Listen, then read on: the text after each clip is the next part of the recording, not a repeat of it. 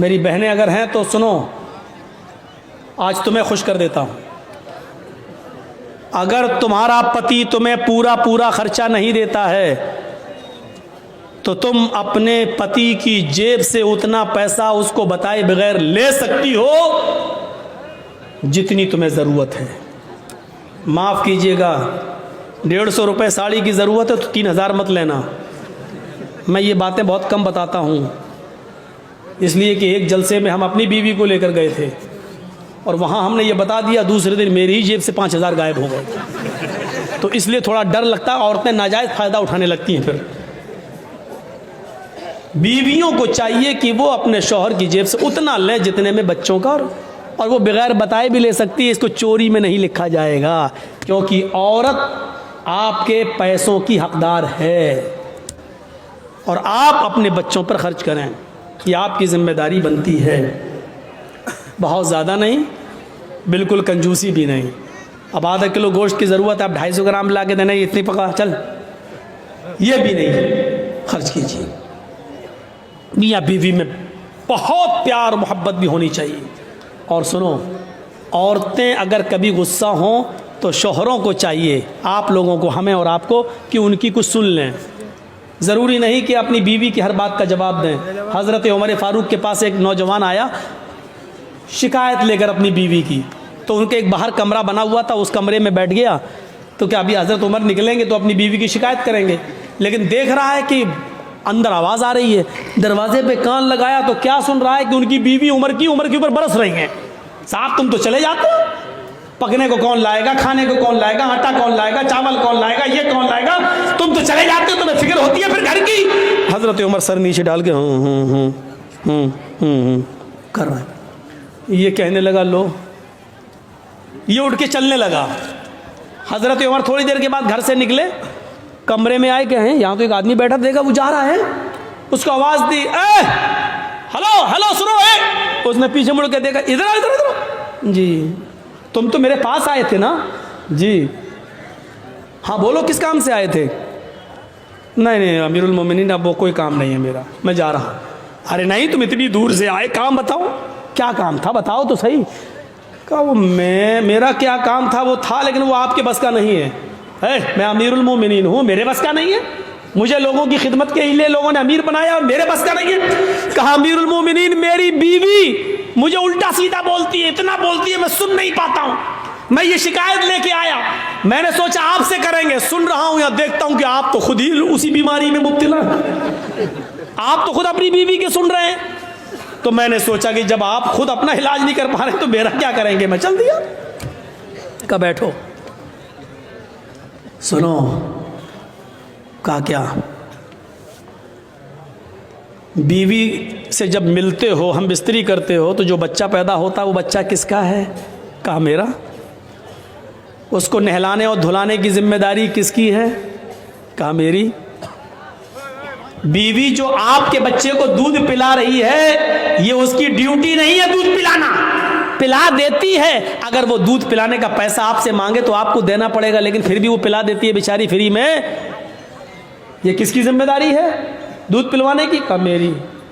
کہا یار جب وہ ہمارے بچے کو نہلا دیتی ہے، دھلا دیتی ہے، لیٹرین کرا دیتی ہے، اس کی گندگی کو صاف کر دیتی ہے، اس کو دودھ پلا دیتی ہے، کھانا پکانے کی ذمہ داری بھی بیوی کی نہیں ہے؟ مولانا صاحب یہ کیا بیان کر رہے ہو؟ گھر کا کہیں الٹا سیدھا نہ ہو جائے معاملہ گڑبڑ۔ یقین مانیے جب آپ کا نکاح ہوتا ہے تو آپ سے کہا جاتا ہے کہ آپ کا نکاح فلاں فلاں کی بیٹی کے ساتھ اتنے روپے مہر کے عوض علاوہ نان نفقہ آپ کے ساتھ آپ کے نکاح میں دیا جا رہا ہے، کہ آپ نے قبول کیا؟ تب آپ کہتے ہیں میں نے قبول کیا۔ اس میں آپ کو کیا کہا جاتا ہے؟ اتنا مہر ہے علاوہ نان نفقہ، یعنی نان مانی روٹی، نفقہ مانی خرچہ، یعنی روٹی اور کپڑا خرچہ یہ سب الگ، اس کے علاوہ روٹی آپ کو دینا ہے، کھانا آپ کو دینا ہے، اگر وہ نہیں پکاتی ہے تو آپ اس سے زبردستی نہیں پکوا سکتے ہیں، اور کھانا آپ کو کھلانا پڑے گا، خود پکاؤ کھلاؤ یا ہوٹل سے لاؤ کھلاؤ، لیکن وہ کھلا دیتی ہے اور پکا دیتی ہے۔ تو کیا تم اتنا بھی نہیں سن سکتے ہو؟ کہا امیر المومنین اچھا ہوا یہ مجھے بتایا، یہ بات کہیں میری بیوی کو مت بتا دیجئے گا، ورنہ روٹی بھی ہم ہی کو پکانا پڑے گی۔ ٹھیک ہے میں سنوں گا. پھر حضرت عمر فاروق نے کہا سنو, تم نے اللہ کے رسول کی حدیث نہیں سنی؟ فَإِنَّ خُلِقَتْ مِنْ ضُلَعٍ, عورت آدم کی بائیں پسلی سے پیدا ہوئی ہے, اور پسلی کا اوپر والا حصہ یہ ٹیڑھی ہوتی ہے. ٹیڑھی پسلی کیسی ہوتی ہے؟ یہ والی پسلی آپ نکالیے بائیں طرف کی, ایسے نکلے گی, یہ پسلی ہے. اللہ کے نبی کہتے ہیں کہ یہ آدم کی پسلی سے پیدا ہے بائیں, اور پسلی ٹیڑھی ہوتی ہے. فَإِنْ ذَهَبْتَ تُقِيمُهُ كَسَرْتَهُ, اگر تم نے اس پسلی کو سیدھا کرنے کی کوشش کی تو پسلی سیدھی نہیں ہوگی. ایسے کرو گے یہاں تک ہو جائے گی, بس یہ ٹوٹ جائے گی, سیدھی نہیں ہوگی. فَإِنْ ذَهَبْتَ تُقِيمُهُ كَسَرْتَهُ, اگر تم نے پسلی کو سیدھا کیا تو توڑ دو گے, اور اگر ایسے ہی چھوڑ دیا تو ٹیڑھی رہے گی. اب بتاؤ ٹیڑھی رکھنا برداشت ہے یا توڑنا برداشت ہے؟ نہیں, ٹیڑھی رکھنا سیدھا ہے, صحیح ہے. توڑنے کا مطلب طلاق, یعنی عورت طلاق لے لے گی یہ گوارا ہے, لیکن تم چاہو کہ سدھر جائے, پوری نہیں سدھرے گی. یہ یاد رکھنا. میری بہنیں برا مان رہی ہوں کہ ہم کو اتنا برا کہہ رہا ہے. میں کیا کہہ رہا ہوں, اللہ کے نبی نے فرمایا, اللہ کے رسول کو بھی سننا پڑتی تھی.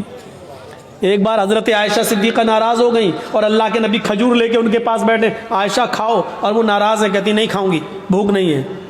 چہرہ پھیر لے. اللہ کے رسول ادھر آ گئے, جہاں چہرہ تھا ان کا ادھر آ گئے. ہم لوگ ہوتے تو کیا کرتے؟ کھاؤ, لو, نہیں کھائیں گے, چہرہ ایسا کر لیا, نہیں بھوک نہیں.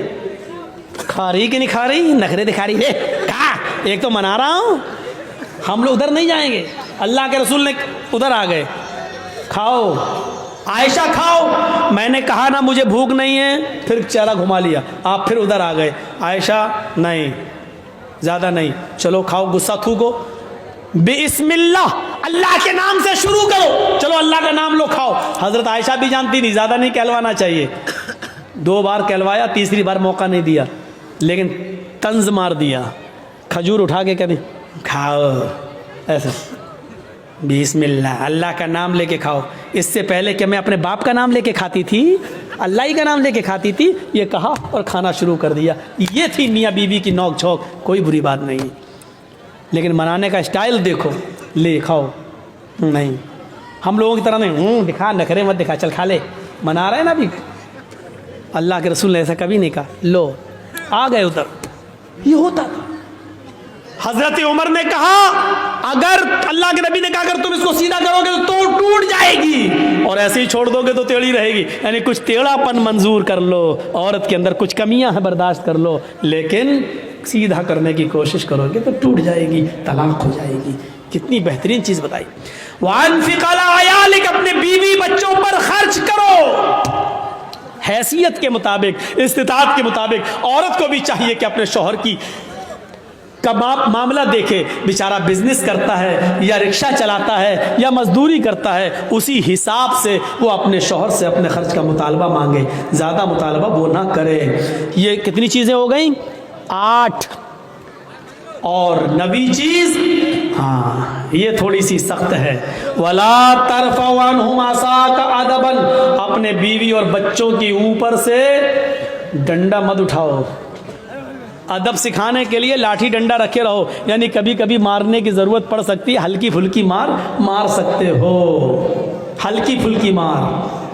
وہ بھی کب بتا دیا کہ جب وہ تمہارے بستر پر کسی ایسے آدمی کو آنے دیں جس کا آنا تمہیں پسند نہیں ہے, یعنی بستر تمہارا اور غیر مرد کو وہ اپنے بستر پہ بلائیں, تب تم اپنی بیوی کو مار سکتے ہو, لیکن ہلکی مار, اتنی نہیں کہ جب پنچایت بیٹھے تو پیٹھ کھول کے دکھائے دیکھو کتنے داغ پڑ گئے, اتنا مارا پیٹھ سوج گئی, اتنی مار نہیں.